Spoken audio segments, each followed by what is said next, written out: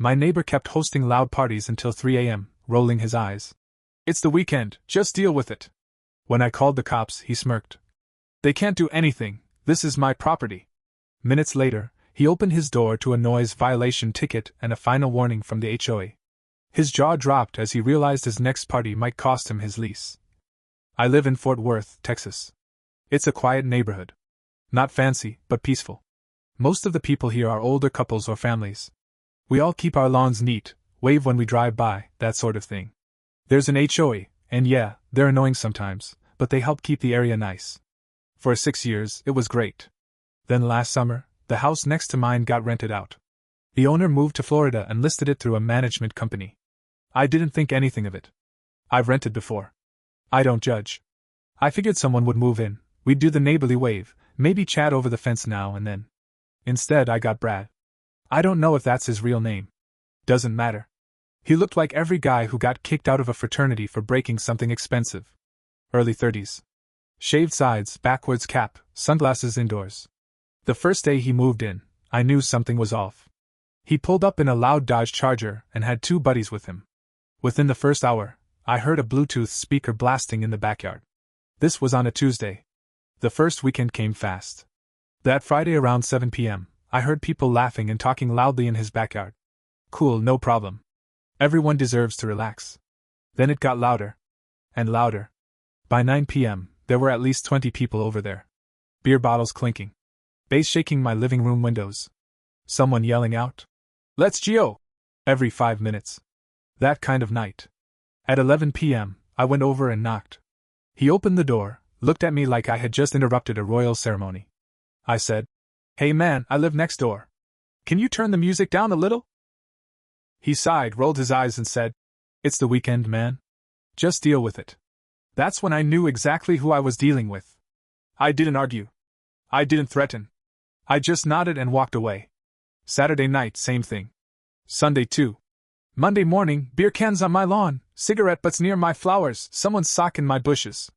I cleaned it all up myself. The next weekend, it happened again. Louder this time. I counted 32 people walking in and out. I tried calling the non-emergency police line. They said they'd send someone when they could.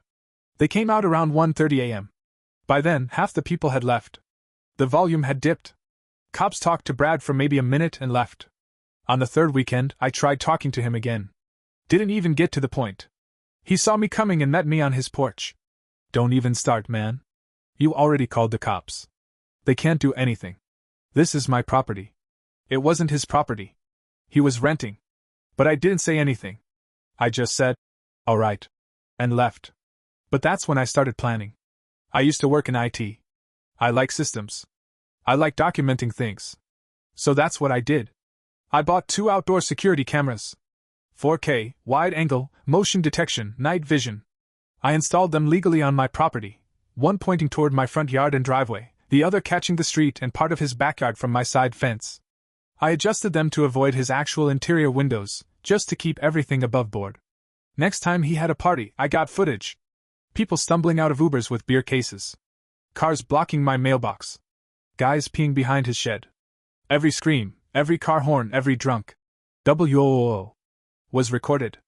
I created folders by date. I labeled everything. I noted what time the noise started and ended. I wrote down every car that parked illegally and what time it showed up. After about a month of doing this, I had a small library of evidence. I also started calling the cops every single time. I was polite.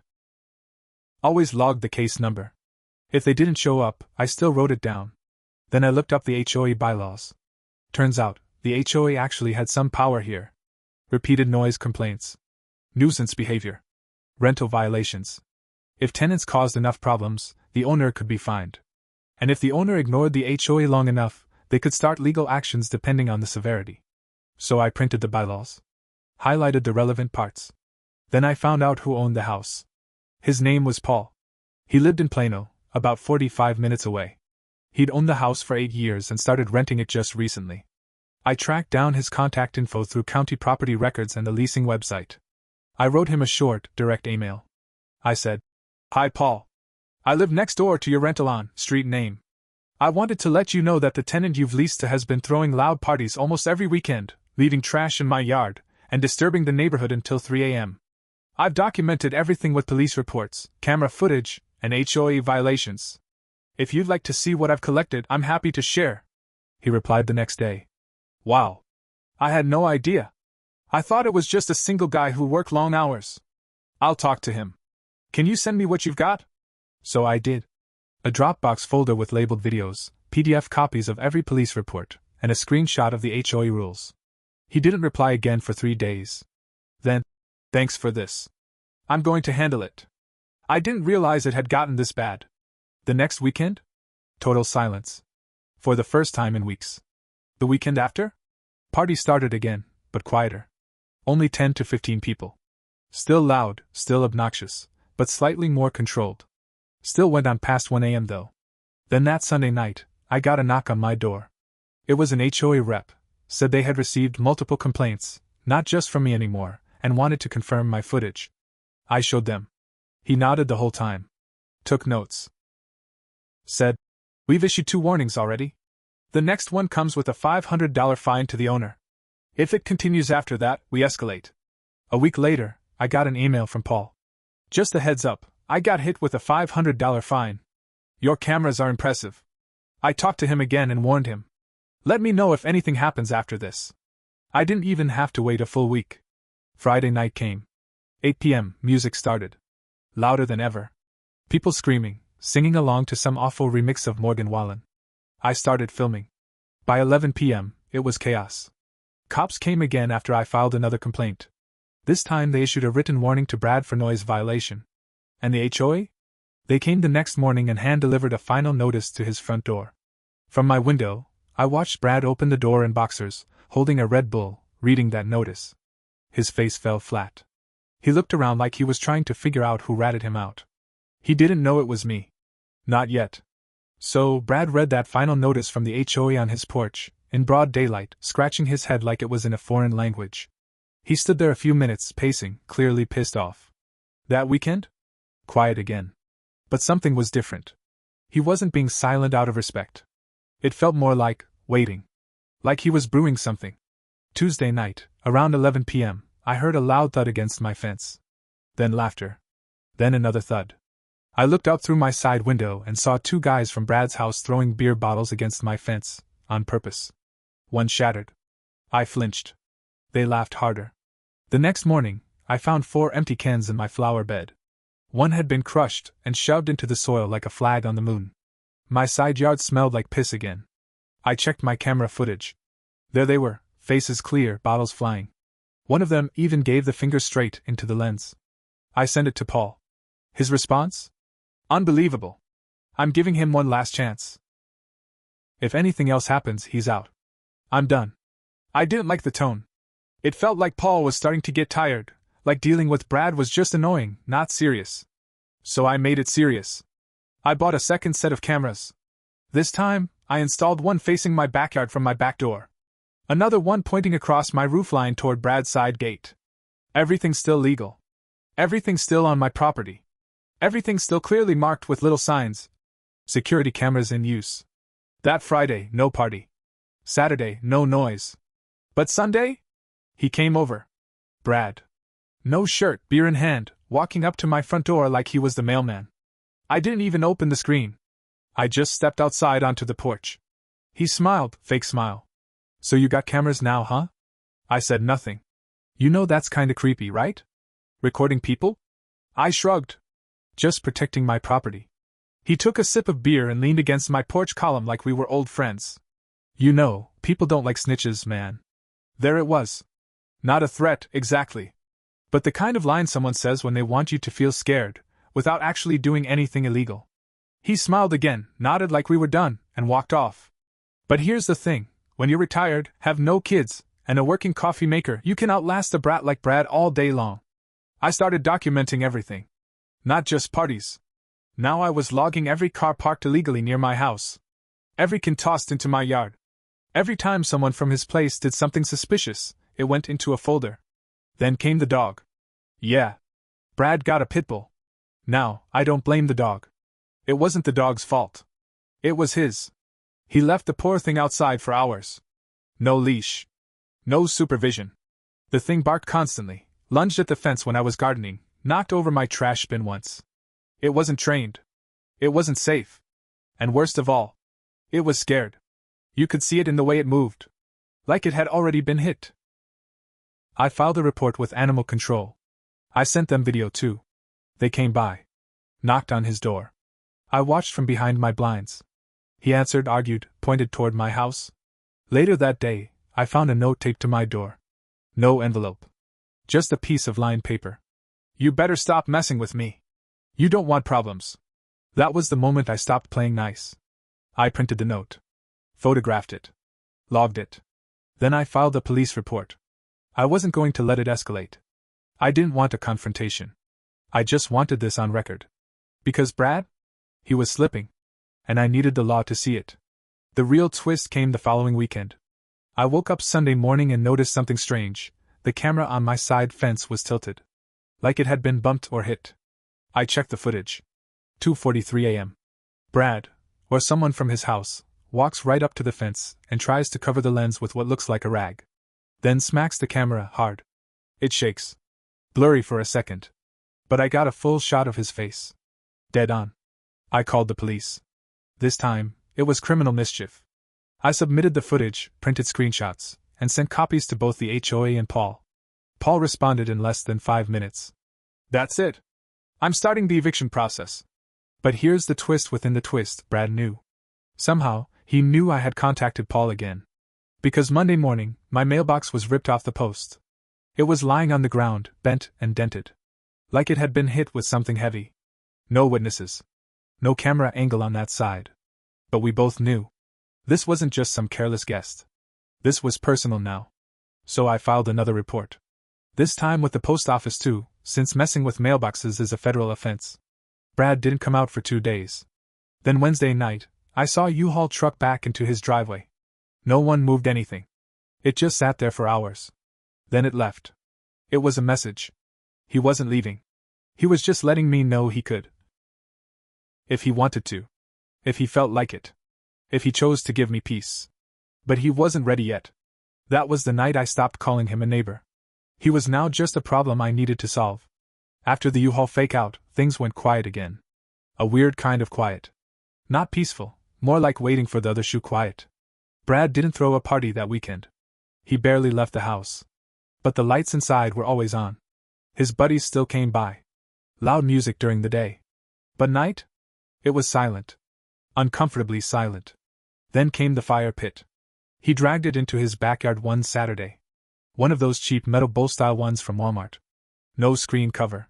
Just a rusted basin and a pile of scrap wood. That night he lit it up. Big flames. Smoke pouring over the fence into my yard. It was 85 degrees out, and this guy had a bonfire going like it was December. I didn't call anyone yet. Just filmed it. But the next night? He burned something else. It smelled awful. Plastic, rubber, something chemical. I had to shut my windows. My eyes burned. I called the fire department this time. They showed up, inspected the pit, and issued a warning. Apparently, he'd been burning furniture, an old chair, maybe cushions, something with synthetic foam. They didn't fine him, but they made it very clear that one more violation would trigger escalation. Brad stood on the sidewalk while they talked to him. Arms crossed, nodding. Not saying a word. And when they left, he turned and stared straight at my house. Then he laughed. Next day, I found dog crap on my welcome mat. Right in the center. Perfect placement. Like someone scooped it up and placed it there. It wasn't from my yard. My cameras didn't catch it either. He must have timed it between motion triggers. I cleaned it up, logged it, didn't say a word. I think that pissed him off even more. The weekend after that, he tried to turn the whole street against me. I saw him chatting with neighbors. Laughing. Pointing over toward my house. One of the teenage kids across the street stopped waving at me. The family next door, opposite side, got real cold, real fast. I don't know what he said, but I could guess. Probably something like, "Old man with nothing better to do." Or, "Guy's got cameras pointed at everyone, what a freak." I didn't push back. Just nodded when people avoided me. This wasn't about them. This was still between me and Brad. But it worked better than I thought it would. A week later, I got a letter. Anonymous. No return address. Handwritten block letters. "We don't like spies in this neighborhood. Mind your business. That was it. I scanned it. Took fingerprints off the envelope using cornstarch and tape, old trick I learned in a YouTube rabbit hole. Nothing useful, but I kept it anyway. I reported it to the HOA and the police. Both logged it. Both said the same thing. Without a name, it didn't count as a direct threat. Just a warning. Then, somehow, things got worse. Brad must have realized eviction wasn't immediate. Maybe Paul was dragging his feet. Maybe Brad talked him into a grace period. I don't know. But one day I came home and found something that made my stomach drop. A dead squirrel nailed to my fence. Yeah. Nailed. Through the tail. Hanging there. No note. No spray paint. No. Go away. Just that. I called the police right away. Animal control, too. The officer who came out looked shaken. He said, "This is not typical. Could be a message. Could be psychological intimidation." He took it seriously. Wrote it all down. Opened a case. I called Paul again. Sent him the photo. No response. I waited a day. Still nothing. Then I called the management company that listed the rental in the first place. They answered. I told them everything. The videos. The letters. The squirrel. The mailbox. I gave them dates, case numbers, contacts. I was calm, detailed, and extremely specific. They were quiet on the phone for a long time. Then they said something I didn't expect. "We no longer manage that property." Turns out Paul had fired them 2 months earlier. He was managing it himself. Now, it all made sense. Paul had gone soft. Or scared. Or just didn't care anymore. Brad knew. So now I wasn't just dealing with a loud neighbor. I was dealing with a guy who realized there were no brakes on his behavior. And a landlord who had clearly stepped back. That same night, around midnight, I heard voices near my driveway. Laughter. Glass breaking. Then running. I came outside with my flashlight. My side mirror was hanging off my car. Smashed. Right there in my own driveway. Camera caught it too, just barely. You could see 2 guys in hoodies run by. One took a swing at my car with something, maybe a bat. Didn't get a clean ID, but I knew exactly who they were with. I called the cops. Again. Another report. Another case file. And this time, I printed every page I had. All the reports. All the footage logs. All the screenshots. I even wrote a timeline of events, point by point. I printed it on yellow legal paper and clipped it all in a binder. Then I drove 45 minutes to Plano. To Paul's house. Let me know if you want that part. Because the look on his face when he opened the door? That was the moment things really started to turn. I parked across the street from Paul's house in Plano. Suburbs, tidy yard, new mailbox. Everything clean. Everything quiet. The kind of place that doesn't get its trash bins knocked over or dead animals nailed to fences.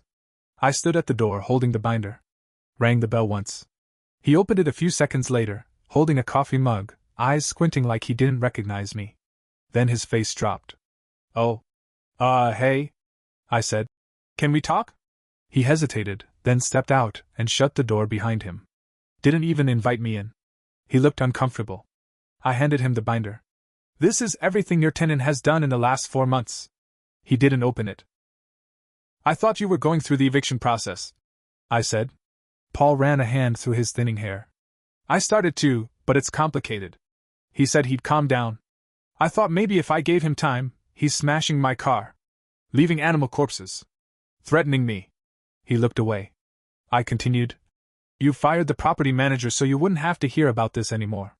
You stopped replying because you're hoping this will all just go away." Paul looked like a kid caught cheating on a test. "No fight, just guilt," I said. "If he's still there by Friday, I'm hiring a lawyer." He didn't say anything.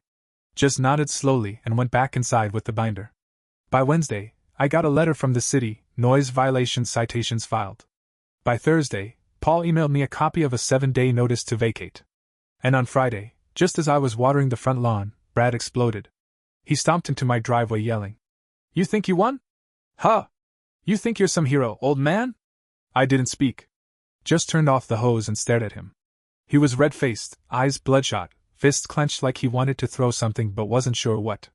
A couple of neighbors stepped out of their garages. The couple across the street. The teenager who had stopped waving. The HOA rep from 2 houses down. All watching. "You ruined everything," Brad shouted. "I had a place, I had friends, Now everyone's looking at me like I'm some psycho. You put a dead squirrel on my fence, I said. He paused, jaw twitching. Then he yelled, You think I did that? You think I'd do that? You're so full of, you smashed my car. That wasn't me. It was someone from your house. That set him off. You don't know what it's like. I lost my job 2 months ago.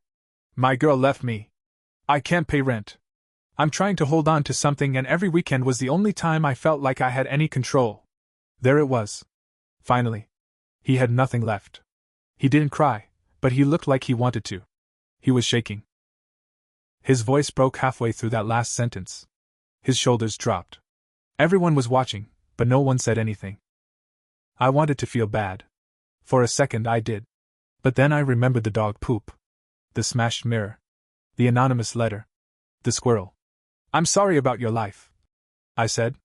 But you made everyone else's worse trying to fix it. He didn't respond. Just stood there, chest heaving, then turned and walked back to his house. That was the last time we spoke. The U-Haul came Sunday. He moved out in one afternoon. No yelling. No music. Just silence. Paul showed up too.